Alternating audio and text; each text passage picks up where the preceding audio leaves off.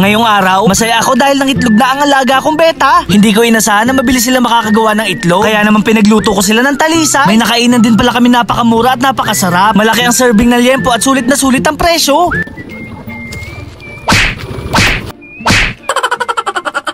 O bakit? Bakit? Anong oras na? Gabi na, di ba? Oh shit! Oh shit!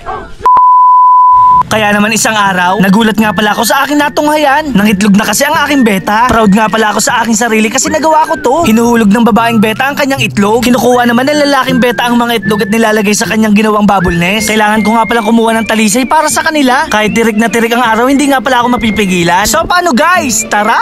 Dito nga pala ako pupunta sa may barangay Gulo. Naalala ko meron nga pala ditong puno ng talisay. Malapit dito sa may Tisoy Fish Park. Hindi na nga pala ako maghahagilap ng talisay leaves kung saan saan. Ang kailangan ko nga pala ay mga nalaglag na tuyong dahon. Ilalaga ko to para makondisyon ang tubig at mga isda. Sa pamamagitan nito, gaganda nga pala ang kulay ng ating mga isda. Dumaan din pala ako dito sa paggawa ng aquarium. Kung natatandaan nyo nga pala yung isa nating video na basag to. Medyo nakakapanghinayang lang, kakabili lang natin tapos ganun ang nangyari. Pagka uwi ko ng bahay, hinugasan ko agad tong talisay. Kumuha na rin ako ng malaking kaldero at dito natin to ilalaga. Pakukuluan ko lang to ng mga ilang minuto tapos eto na yung gagamitin natin para sa ating mga isda. Kapag malamig na, pwede na natin siya isalin dito sa isang lalagyan. Dito nga pala natin ilalagay yung babae. Naglagay na rin pala ako ng konting asin. Maglalagay na rin tayo ng konting pinakuloang talisay. Kaya ako nga pala tinanggal tong babaeng beta kasi tapos na siya mangitlog. Breeder na nga pala ang tawag sa kanya. Kailangan natin siyang i-condition para sa susunod mangingitlog na uli siya. Nilipat ko na nga pala yung lalaking beta at mga itlog. Yung lalaking beta nga lang pala ang iniwan natin para limliman ang kanyang mga anak. Tinakpan ko na rin to para safe. Maghahantay lang tayo ng 48 hours para mapisa ang mga itlog. Dahil palubog na ang araw, alis nga pala kami nila Aling Regina. Kasama nga pala namin si Yam Yam. Dumaan nga pala kami ng vulcanizing. Magpapahangin kasi kami ng bola. Pupunta kasi kami sa park para maglaro. Para magala din tong aming makulit na pamangkin. Ang kaso lang nalimutan ko, may lakad pala kami ng Team Dugyot. O bakit? Bakit? Anong oras na? Gabi na, di ba? Tapos anong oras yung dumating? Naalala ko may content nga pala kaming gagawin. Kanina pa daw sila ditong alas 3 ng hapon. Pasensya naman, nakalimutan ko. Nakakaisda ko siguro to. Mabuti na lang guys, ready kami ni Aling Regina. O di ba guys, mas maganda pa ako sa kanya. Ciao. Kung hindi lang dahil sa content, hindi ako magsusuot nito. Tingnan nyo naman kasi guys, ang itsura ko. Guys, comment nga kayo sa akin kung bagay ito sa akin.